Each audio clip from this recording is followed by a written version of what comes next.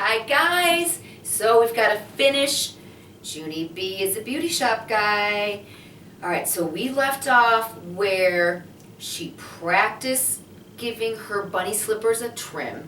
That didn't come out very good. She practiced putting Teddy in the sink, so because she was pretending to be a shampoo girl. And last but not least, she gave her dog Tickle a haircut. And now she's in some trouble. Alright, so the next chapter is called The Terriblest Trouble. Alright, let's do our cheer. Ready? Hey, hey, hey, he, it's time for Junie B.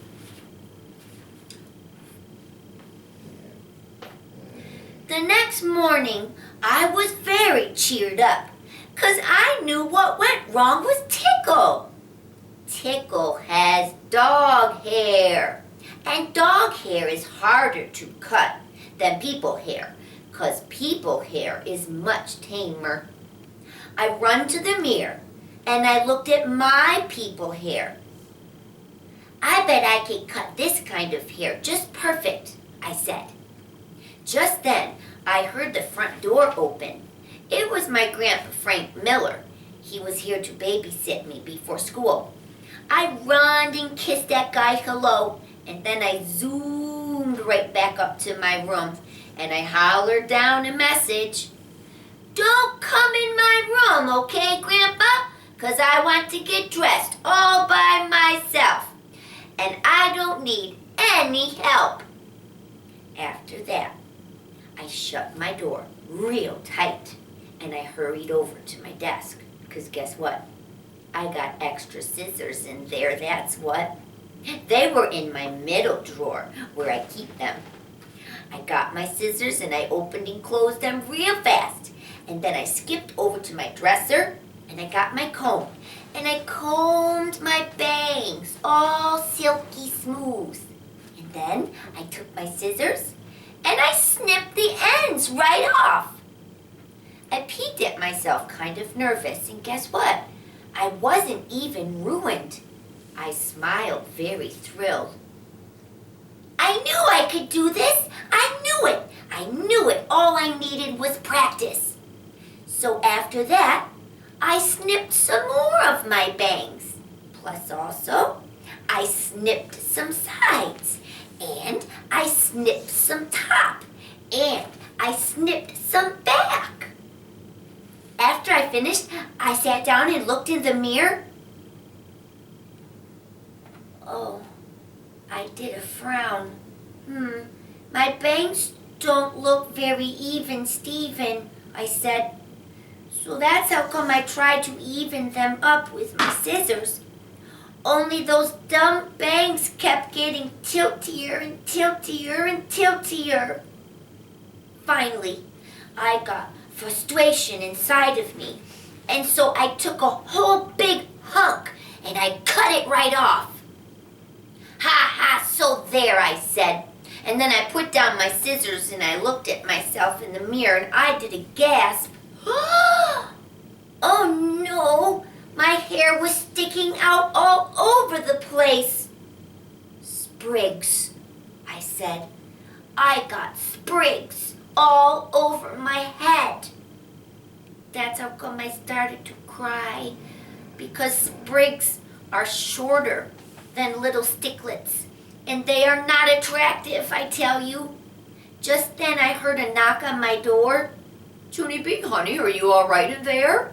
Asked my grandpa. Is it okay if I come in? No, it's not okay. I'm still getting dressed, and so please go back to where you came from. Okay guys, here's a picture of Junie with her little sprigs sticking up all over the place. And you can see Grandpa Miller as well.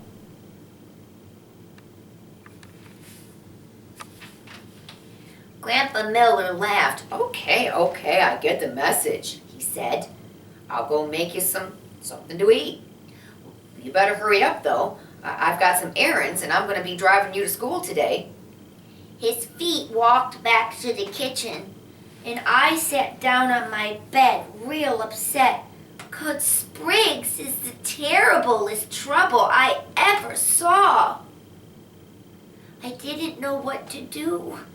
How could I even go to school? Because everyone would see my sprigs, and they would laugh and laugh. That is how come I couldn't stop crying. Only all of a sudden, a miracle happened. And it's called, I spotted my hat with the devil horns. It was sitting on my desk, right where Mommy left it. And that hat gave me a good idea. So I quickly picked up my hat, and I put it on. And guess what? It hided my sprigs. Hey, if I wear this hat to school, no one will even see my hair, I said real thrilled. Only just then I did another teeny frown.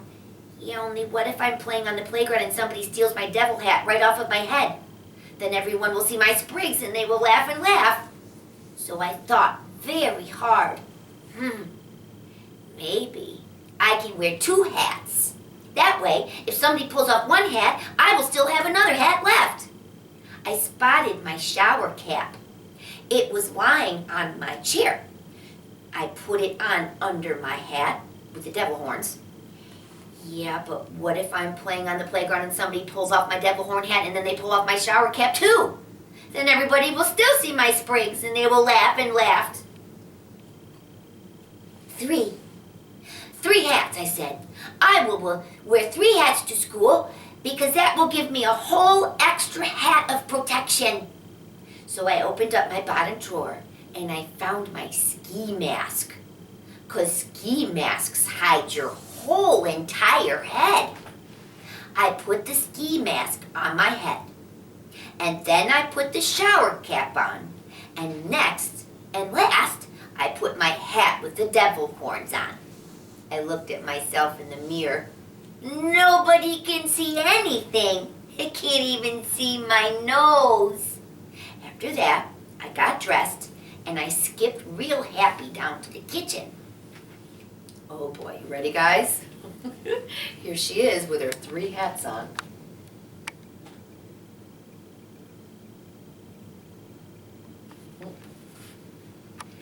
Grandpa Miller's eyes popped right out at me. Whoa, you can't go to school looking like that, He said. That's how come I had to tell him a teensy-weensy fib. Yeah, only today is Crazy Hat Day. And my teacher said that we can wear however many hats we want, I said.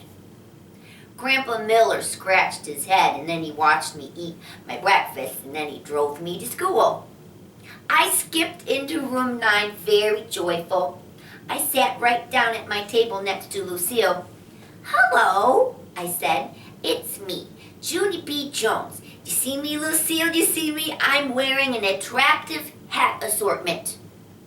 Just then, a meanie boy named Jim pointed and shouted, "Hey, everybody, look at Looney B. Jones. What a goony bird," he shouted.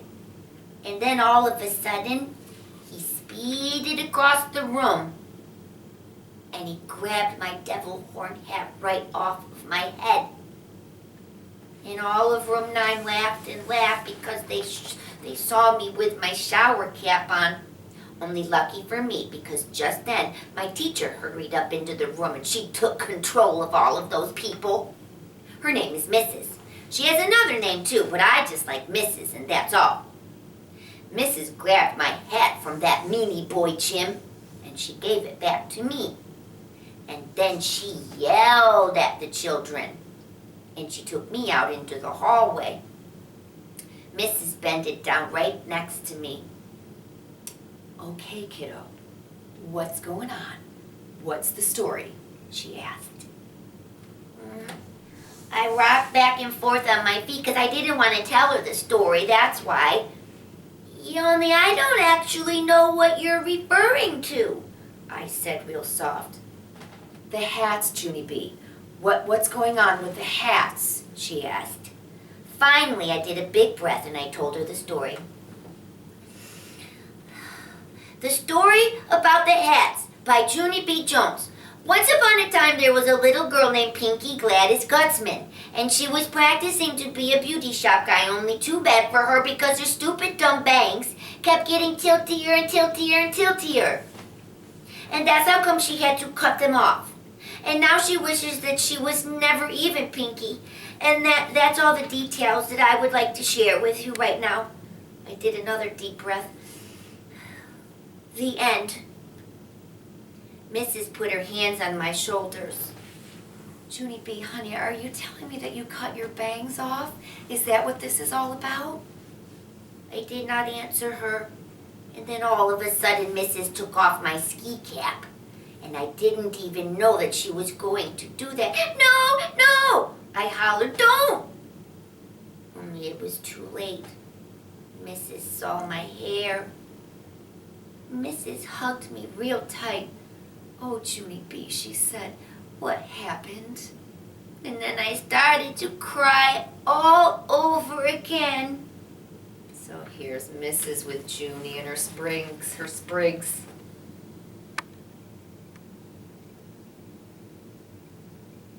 Poor Junie.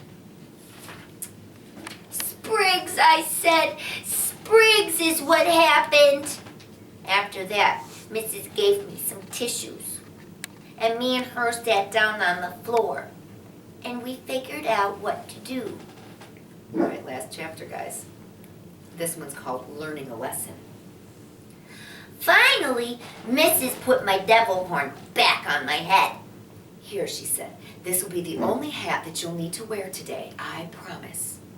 After that, we went back into room 9, and Mrs. told a teensy-weensy fib. Boys and girls, may I have your attention, please? Junie B is starting to get the sniffles, and so I'm going to let her wear her hat in class today. She looked at that meanie boy named Jim. All day, Jim. She's going to wear that hat all day, and no one is to touch it. Not anyone. Then I jumped out of my chair. Yeah, Jim, you can't even touch it with your baby little pinky finger. Right, Mrs., right? Right, said Mrs. Not even at recess. Right, Mrs.? Mrs. sucked in her cheeks. Right, Junie B, she said. And not when I'm getting a drink at the drinking fountain, and not when I'm bending down to tie my shoe, and not when I'm walking to the pencil sharpener, and not when I'm just plain sitting in my chair, and not when I'm working in my workbook, and not when I'm practicing my alphabet, and not... Okay, Junie, we get the picture, said Mrs. I smoothed my little dress. All righty then, I said real nice. After that, I sat in my chair, and I worked in my workbook, and I played at recess, and I went to the drinking fountain, and nobody touched my hat. After school, Daddy came to get me from room 9. I was surprised to see that guy. Daddy, I didn't even know you were coming to get me today, and so this day turned out better than I thought. Daddy stared at my hair. All of a sudden, my stomach did not feel very good. He reached out and he took off my hat, and then he quickly closed his eyes. Lovely, Junie B, lovely. After that, he picked me up and he carried me over to his car. Okay, here's Daddy and poor Junie again.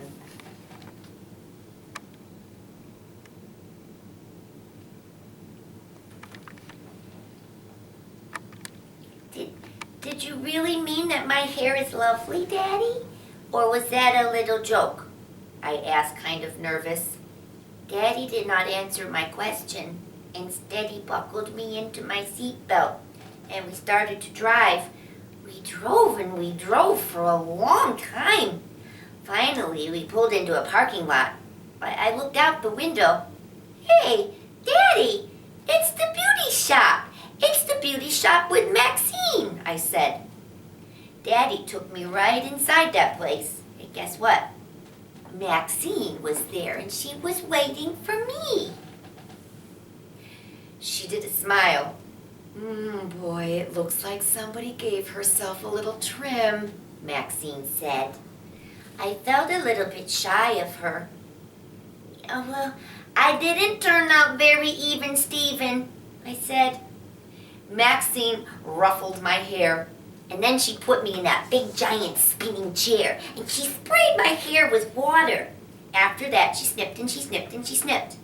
Finally, she put some hair gel in my hair and she blowed me dry. I looked at myself in her big mirror. Hey, what do you know?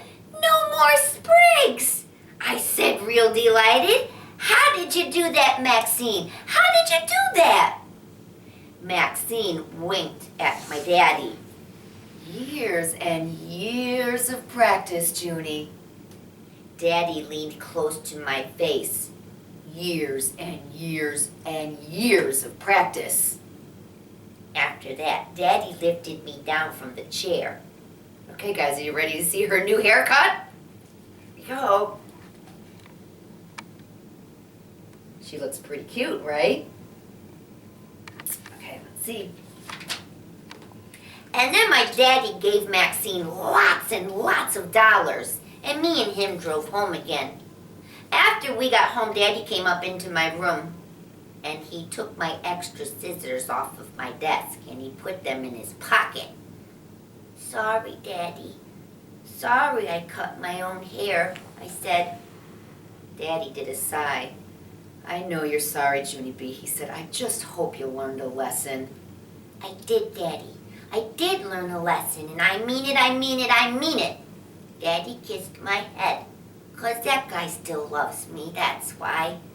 After he left my room, I looked at my new haircut some more in the mirror. It was the cutest haircut I ever saw.